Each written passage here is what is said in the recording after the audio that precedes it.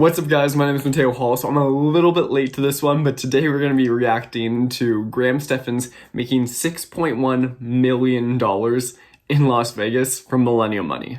Now last time that Graham himself made a video on Millennial money, I think he was making just around $1.6 million, so we're just switching that up a little bit back when he was living in Los Angeles.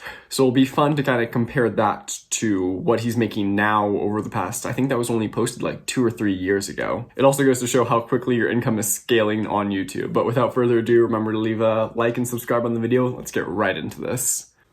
And this is my office. Come on in. Very superstitious, so I always have to sit right here to post a video. If we don't sit right here, we have a bad video. Since 2019, my income has almost tripled.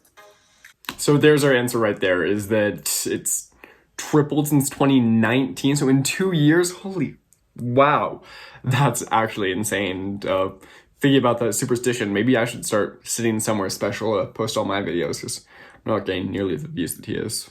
YouTube is very much like a snowball effect where all the work you put in starts building up that momentum, which builds more momentum, which builds even more momentum. Okay, so I love the B-roll of all of the different thumbnail takes, because that's what it looks like really at the end of every single video that I'm making on here. Is I do it all in one take, so I'm going to be making a ton of crazy faces in order to make some kind of fun thumbnail for this. I don't even know what I'm doing yet for here, but it just shows what's really behind the camera that you guys don't see. My name is Graham Stephan. I'm 31 years old. I make $6.1 million a year in Las Vegas, Nevada. And this is, wait for it, Millennial money. I like how they have to do a whole extra title card there saying update because he's already been on Millennial money before. So I would say usually I'll wake up anywhere between like 6 a.m. and 7 a.m. And then I walk 20 feet to my office. Close the door, and usually I don't come out until like 6 p.m., sometimes 7, but in that office, I'm just trying to think of video ideas. I'm trying to plan out different concepts. You know, seeing that he's still editing on iMovie makes me feel a lot better about all of my content, because knowing that he could be doing this with, what, 3 million subscribers now on his main channel, not to mention all of the other channels that he has. It's a little bit of an ego boost, you know, that it's possible to be able to be that successful if you're able to put in all the work. You don't need fancy editing software in order to do everything crazy like that. For some reason, I have an easier time planning videos on a beanbag than I do on the couch. But I edit on the couch. You can just take this, put it here, lean up, and just edit away. And usually then after about 6 p.m., 6:30, we're wrapped up and try to take the rest of the day off. A casual 11 and a half, 12-hour day from 7 to 6:30. Yeah, this man is an inspiration, honestly. The fact that he's only really doing this with 2 other people, him, Jack, and Alex, it's absolutely insane. So since the first episode, Macy moved in with me, and it's been really nice that like throughout the day I could take like little breaks and we could hang out, we could kind of see each other. And it's nice just to kind of take myself out of the computer every now and then and just clear my mind and just relax a little bit throughout the day. This is where we're going to remind you to be smashing the like button for the YouTube algorithm and subscribe so I can start running ads on this channel too. I can't believe it's already been like almost 2 years since then. Wow. So I grew up in Los Angeles my entire life. It's really all I knew, and when the pandemic hit, it really made me reevaluate where I wanted to be and where I wanted to work. And once I came up to Las Vegas to see a friend, we really got to experience a different side that I'd never seen before. And I really liked it, and I was able to get so much more for the money. I was able to get so much more space. Everything was less expensive, and that allowed me to expand my entire business in ways that just was not as possible in Los Angeles. As a realtor up in the northern Nevada market, we've seen appreciation of over 30% in the past year. I'm sure that Vegas is seeing those exact same numbers, but even still, comparatively, it is so cheap to live down there compared to California. Cost of living in general, not to mention housing prices. There's a million different factors that go into that. Dang, that was one thing that I was gonna ask him if I ever ended up going on to the iced coffee hour, is if he still has his real estate license after moving into Nevada. I mean, it makes sense that he doesn't. He's making way more money with YouTube, and I bet they're about to go into this, but I know maybe it was just because he was leaving the Oppenheimer group in general. That was his big shift away from real estate, and that he's completely full-time on YouTube now, because the amount of money that he would be making in real estate compared to how much money he's making on YouTube it's honestly not worth his time. This is my set, and I was able to completely duplicate the exact same thing that I had back in LA. So when I'm filming, everything stays the exact same, and there's really no changes that are made. If it ain't broken, don't fix it. I love the fact that you casually have the Ford GT in the background that I don't even know how much he's able to drive that. My set is just a little corner in my bedroom. I have my little whiteboard. Oh, you can't even see. I put a little secret message up there for you guys. It's not really that much of a secret message anymore now that I'm pointing it out, but very basic. I try to have some stuff in my background here. We'll even bring back the painting from some of the OG videos. There we go, does that work? But it just shows how simple of a set you really need in order to get started. It also really helps too that it seems like a lot of the financial guys on YouTube all live in Las Vegas, and it almost seems to play into the whole frugality thing where you are living in an area where your money goes further. And it was something that I'd never experienced before because I've always lived in Los Angeles, so that was the norm. So leaving that and being able to experience something new just gave me a much wider perspective of what else was out there. Maybe that's where I buy my first property, is Vegas. That's where you have to go in order to be in like the stream house. Now obviously I'm not going to be buying in the same neighborhood as Andre and Graham and Jeremy, but maybe I move down to Vegas to blow my channel up. The money I keep in bank accounts has certainly increased, and some of that is just to continually pay taxes as they're due. But the other aspect of it is that I am always on the hunt for a good deal, and I never know where that's going to come. So I prefer to keep some cash on the sidelines, just if I see a good real estate deal come up. If there's a good investment opportunity, I'm always able to jump on that.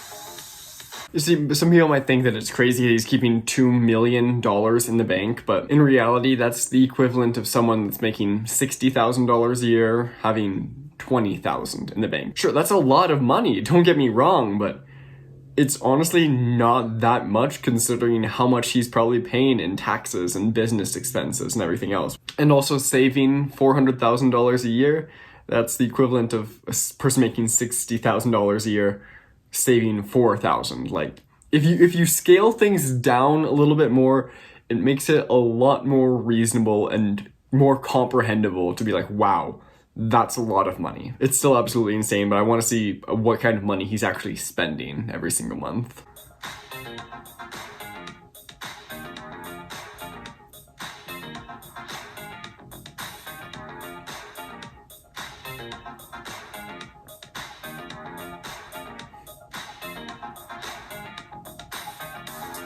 So he did end up getting licensed when he went to Nevada just in order to cover the costs of his own house. That's really interesting. I wonder how that worked out, that he took his Nevada licensing test just in order to get a home down in Vegas, and then he immediately forfeit his license after that.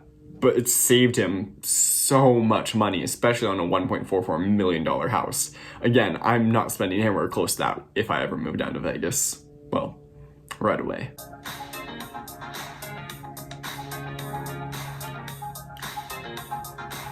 Every single time I walk by to the kitchen, I'm just sitting here looking at it for like 30 minutes. And every single time you see something new.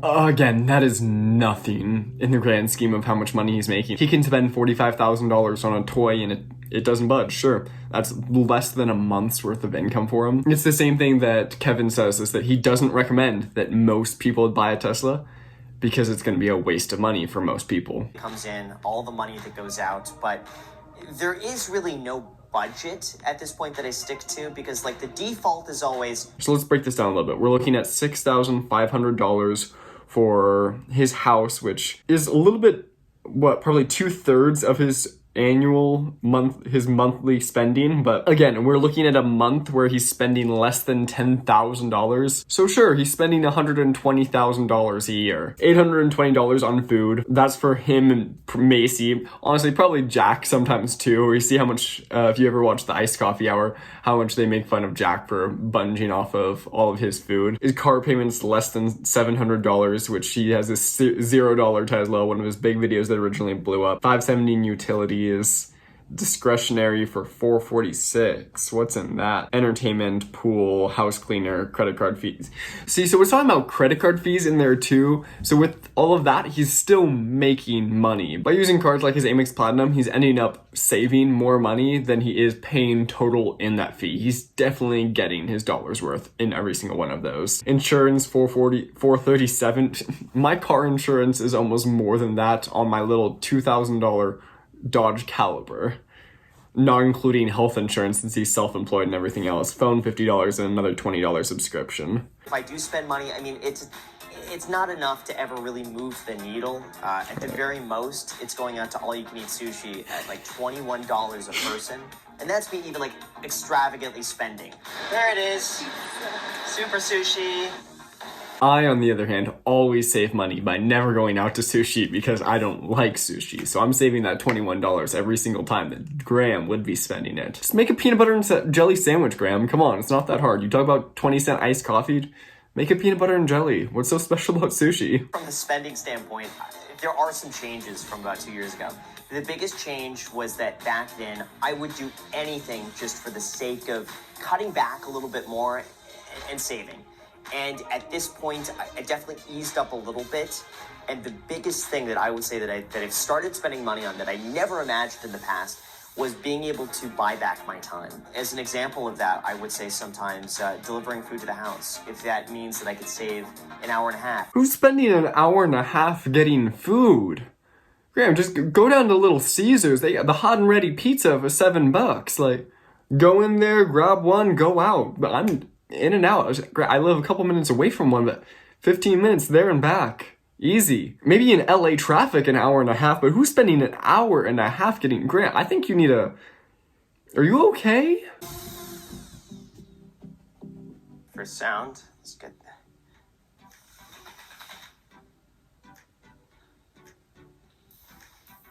There we go. And then...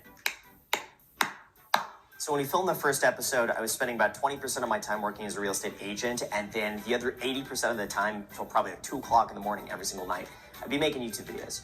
But when the pandemic hit and we were all just inside, that was the point for me where I was like, I want to just go all in on YouTube. That's kind of funny, actually. I just realized that Graham probably gave up his real estate license right around the time that I got mine. So net, the amount of licensees in Nevada stayed the same.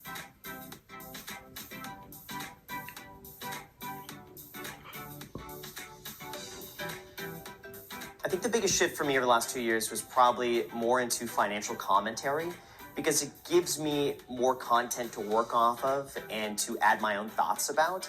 Because at the end of the day, there's only so many times I could talk about how to set up a Roth IRA. So in 2020, the YouTube ad revenue made about $2.5 million. And in 2021, we're on track to probably hit about $2.8 to $3 million by the end of the year. And on the Iced Coffee Hour, we're on track to make $115,000 this year. Remember to check for my comments down below all the time on those videos. Hosting time, you know what we need? We need one of those little bells. Bang, bang, bang, bang, bang, bang. That's what we need for posting time. Bang, bang, bang, 3:30. So Jack now we have full time. He edits the videos on the second channel.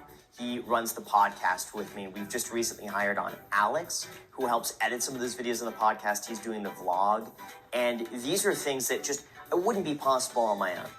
I enjoyed just being like a one-man operation. I took a lot of pride in the fact that, like, you know, look at all these people out there with these huge teams, and look at how much I'm able to accomplish on my own. I think it does kind of add to the allure of Graham Stephan that he's just a guy.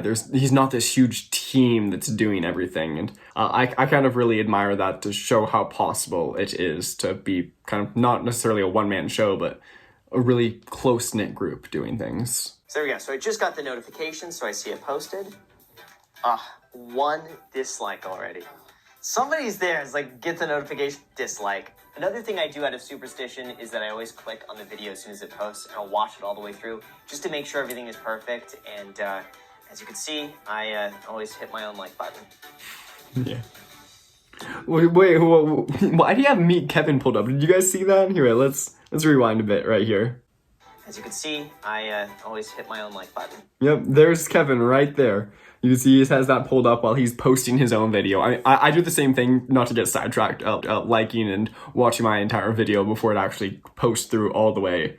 But that's interesting that he's keeping up on what Kevin's posting while uploading his own video. Back then, like 2-3 years ago, I was indiscriminate about where I would be spending my time. There you have it, espresso.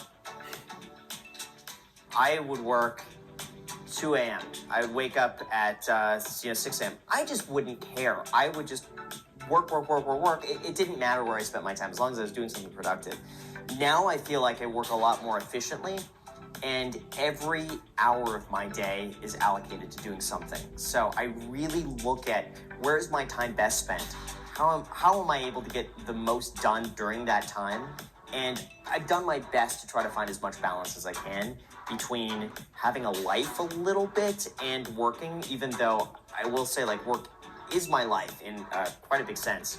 And I enjoy it, but I've definitely become a lot more efficient and balanced in the process. I'm working towards having to be at that level. I'm definitely not using my time nearly as efficiently as I probably should be. I'm trying to get out time blocking and everything, but I spend so much time that's probably wasted every single day. So I'm trying to get more into that mentality of kind of time blocking out, seeing exactly how to spend my time in its best use. Because I'm always doing something productive, but probably not the most efficient way. I certainly think there is that risk of building your entire career on YouTube and potentially being at the whims of an algorithm. But I think to counteract that, we have such a supportive community. I've tried to diversify a little bit to other platforms, and if something were to happen, I would always have something else to fall back on, and that relieves some of the stress or some of the need to, keep the hamster wheel going and really do this from a place of authenticity in the sense that, like, I really enjoy making content, not so much because it's like, oh, I need to sustain this lifestyle that just disappears if something were to happen to it. I don't know what's,